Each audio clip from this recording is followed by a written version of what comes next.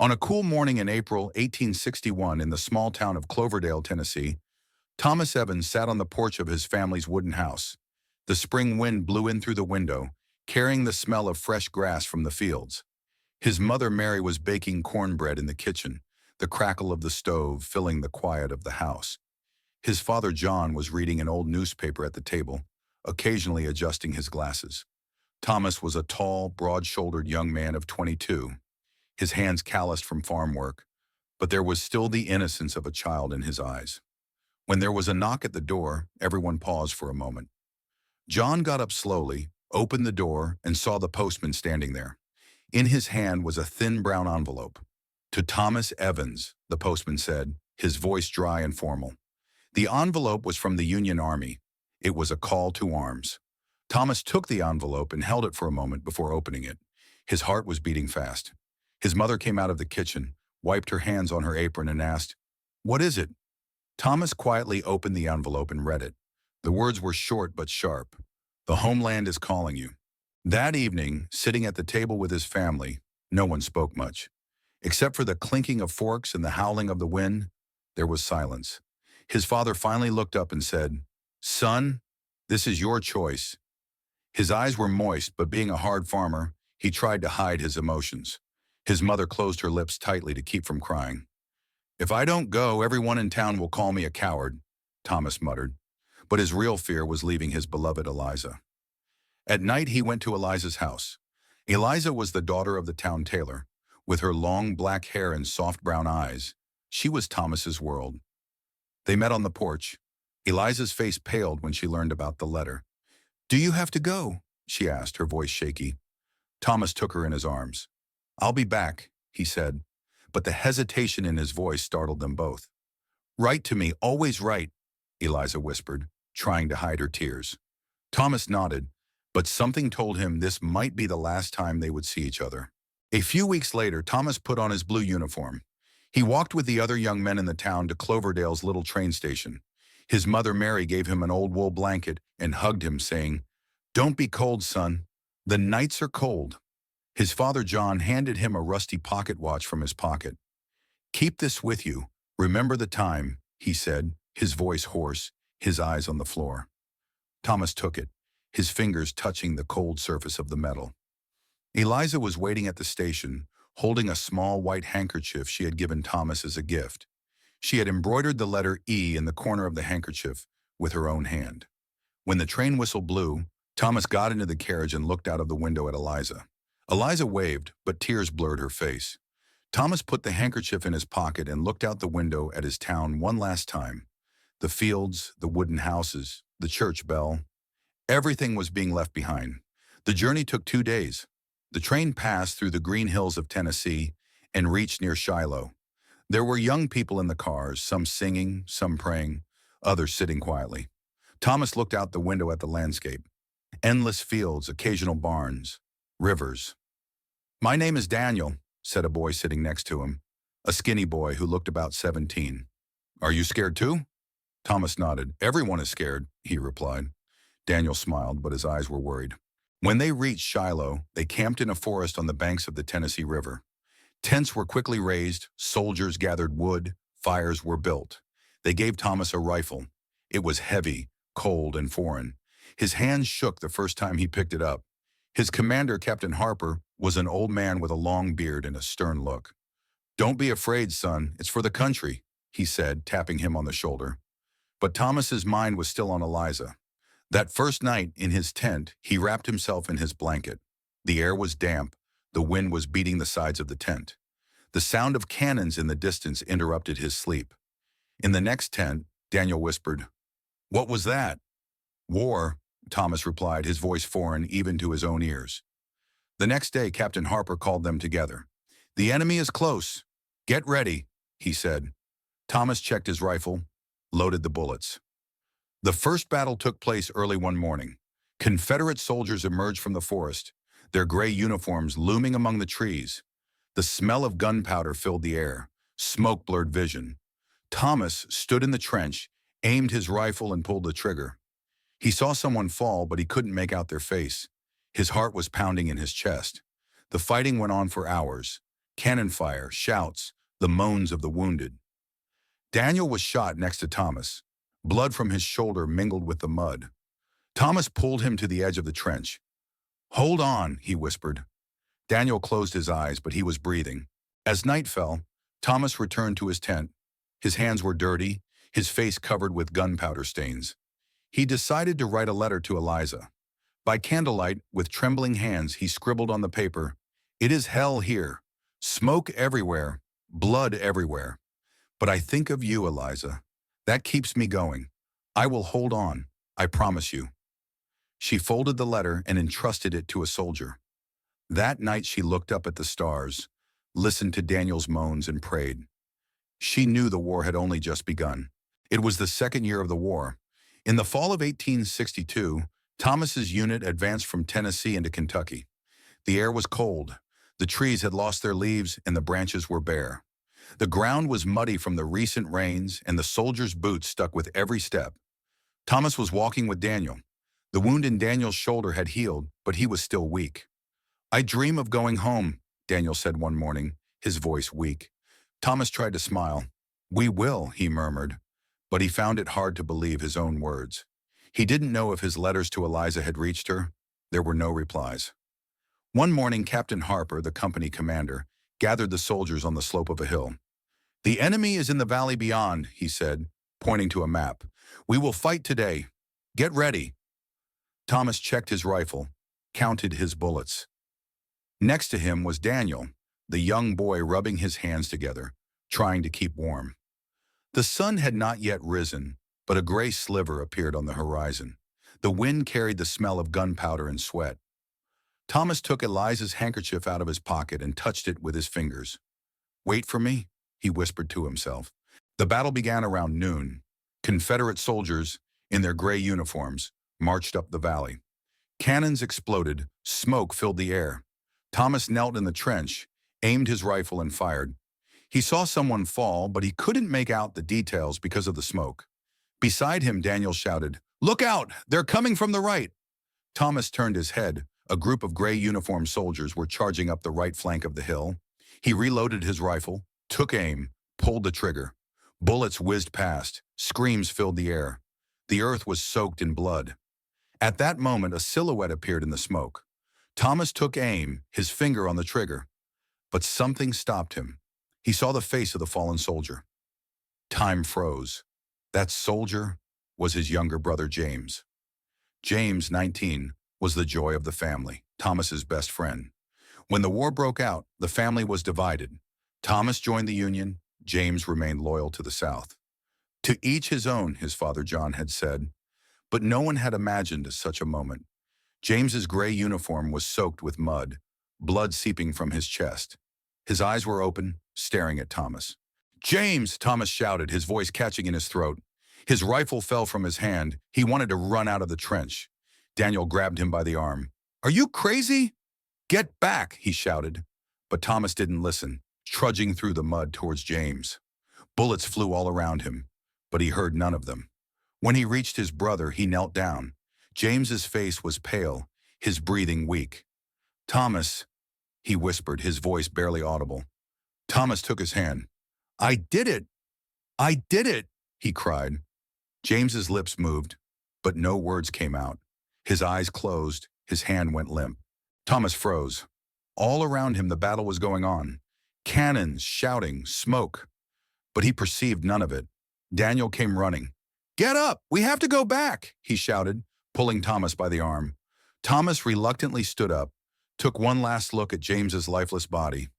He took the locket out of his pocket, a small locket that James had given him as a child, a small locket with the word "Brothers" written on it. He put it in James's palm, his tears dripping into the mud. When he returned to the trenches, there were cries of victory. The Union had won. But for Thomas, it was the greatest defeat of his life.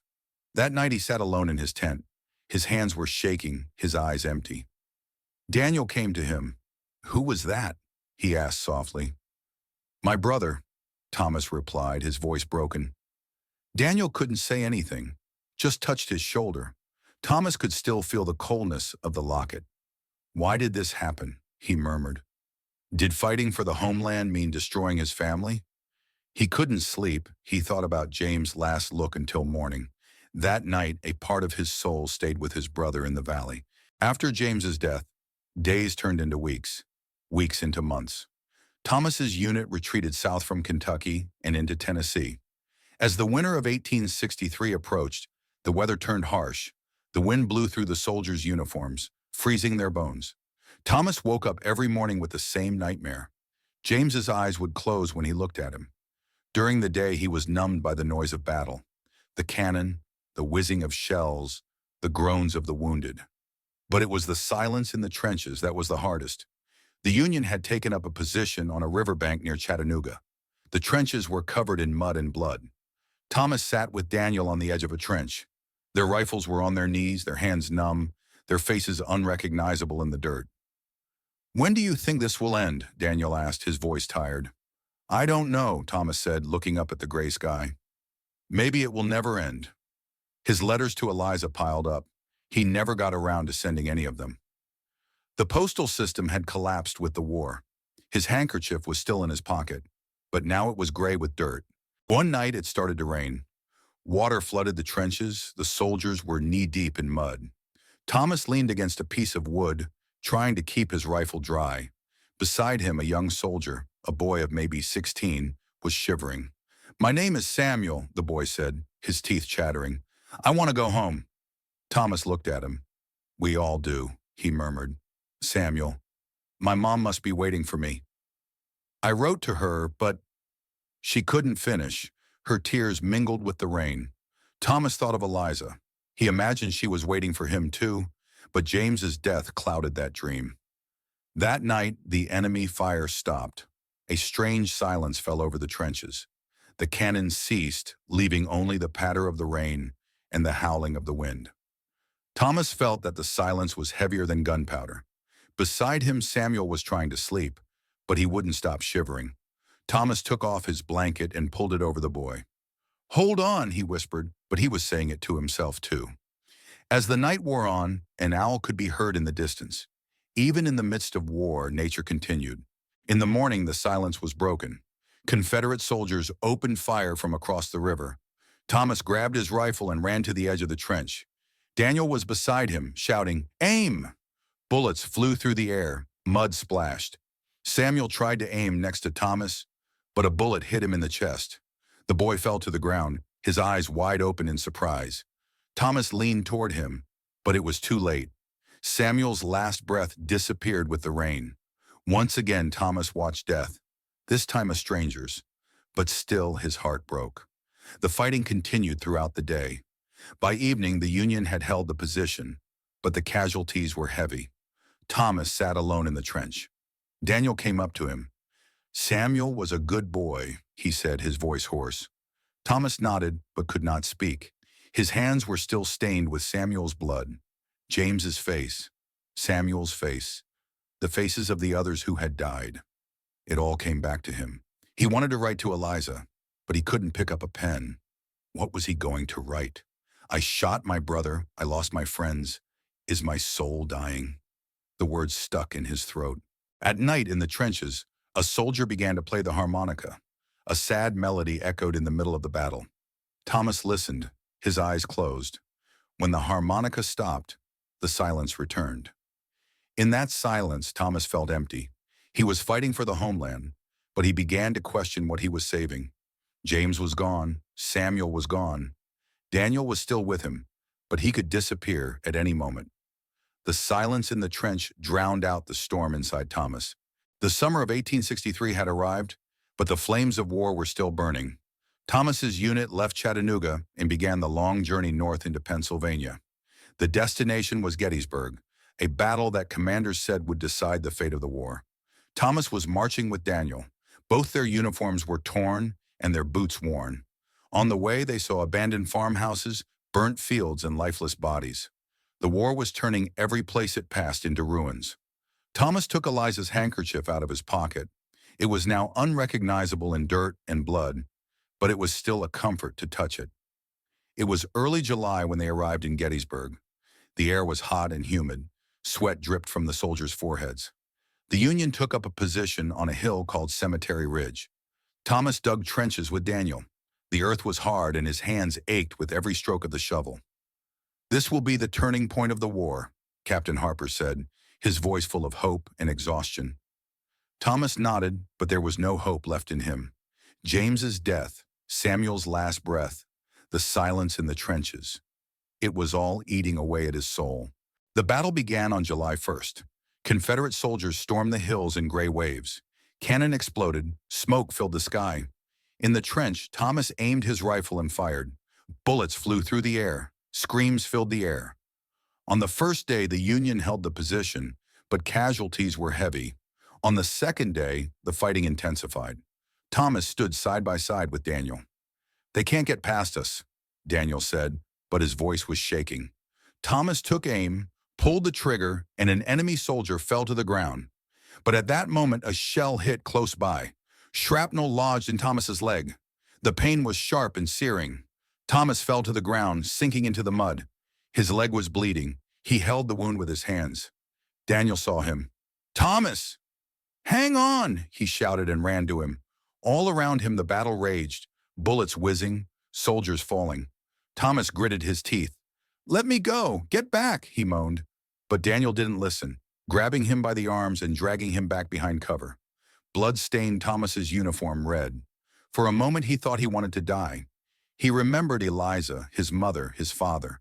But as his eyes closed, he saw only James's face. He was carried to a medical tent.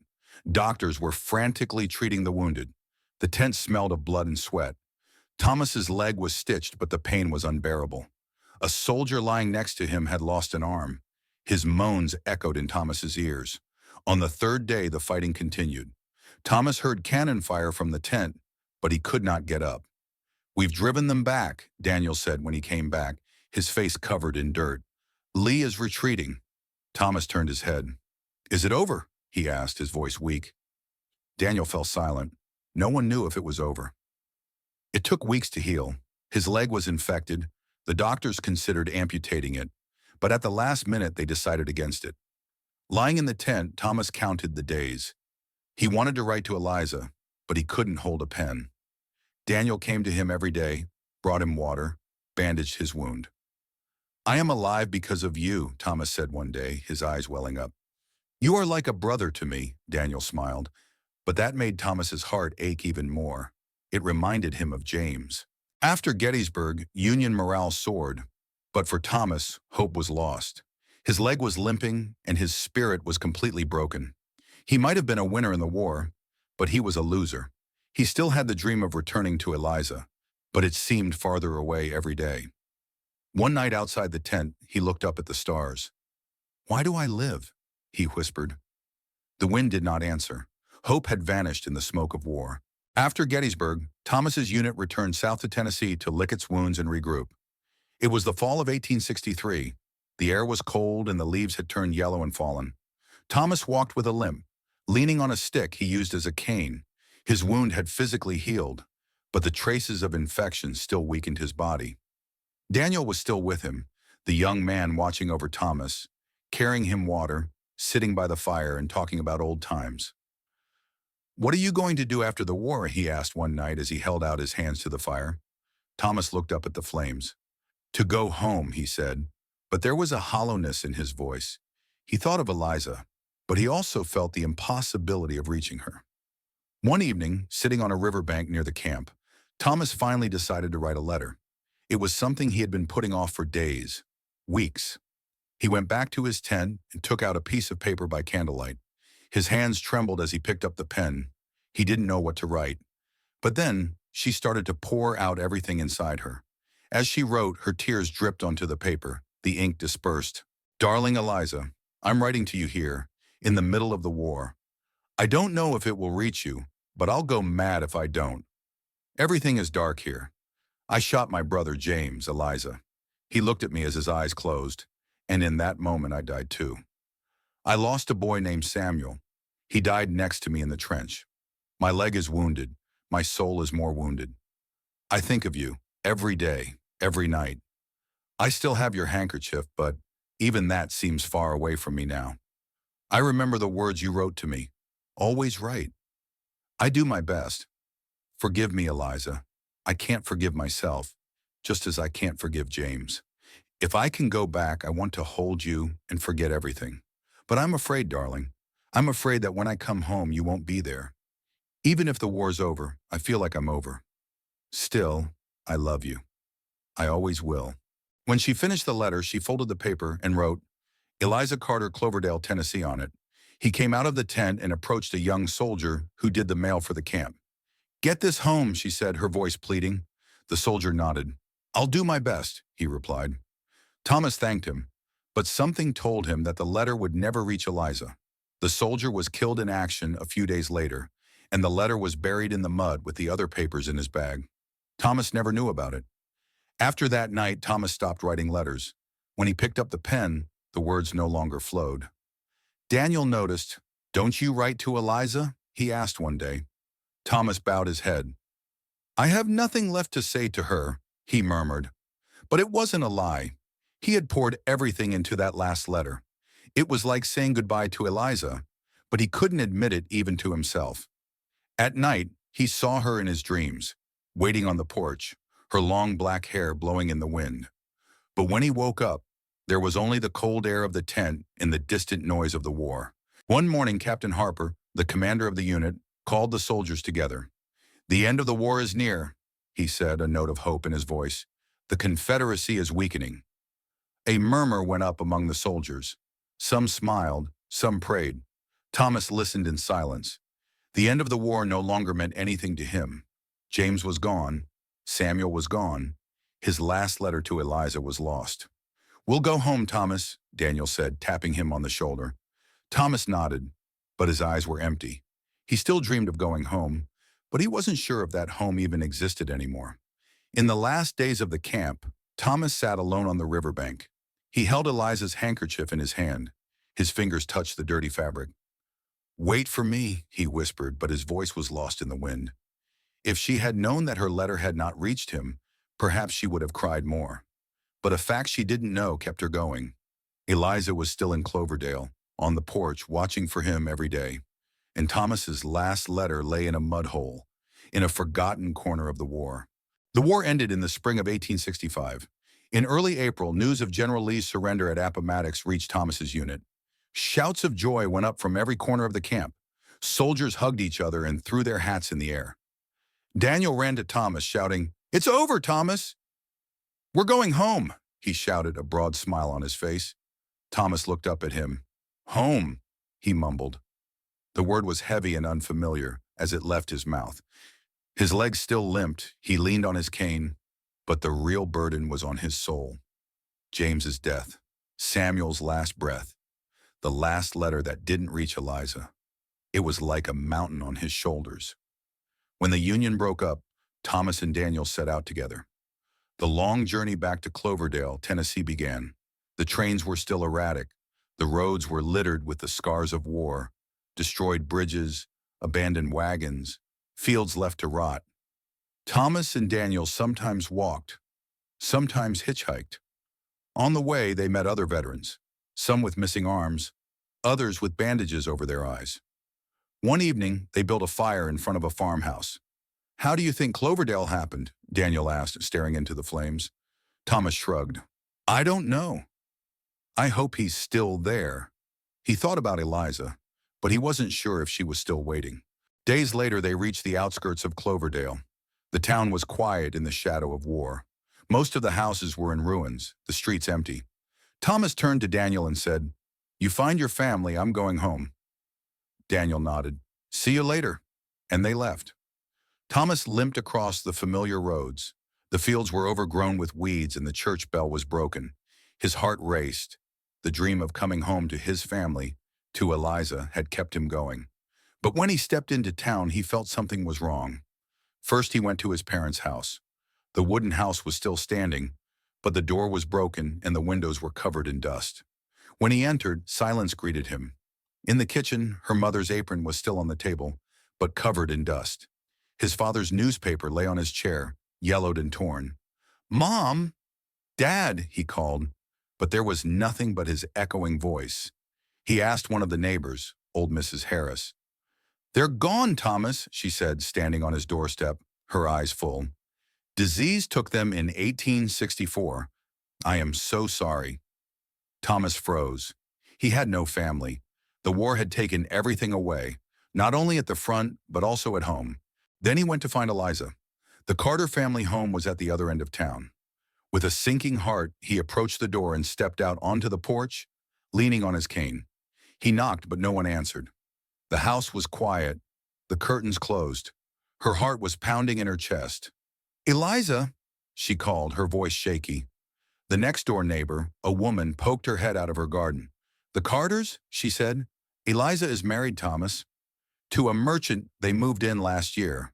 When she heard the war was over, she stopped waiting." Thomas's knees trembled. He gripped his cane tighter. "She didn't wait for me," he whispered, but his voice didn't even reach his own ears. He went back to the house. He stood among the ruins and took James's locket out of his pocket. As a child, James had given him this locket and said, "Brothers forever." Thomas looked at the locket, touched the inscription, "Brothers," with his fingers.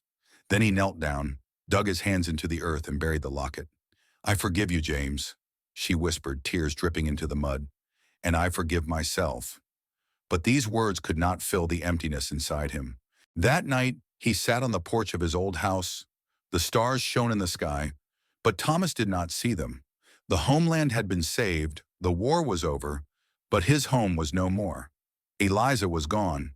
His family was dead. James was in the ground. For a moment he thought of finding Daniel and making a new life with him, but then he gave up. She left town with a limp leg, not knowing where she was going. The Cloverdale she left behind had become a ghost town. Thomas Evans, a veteran of the war, was now a homeless man.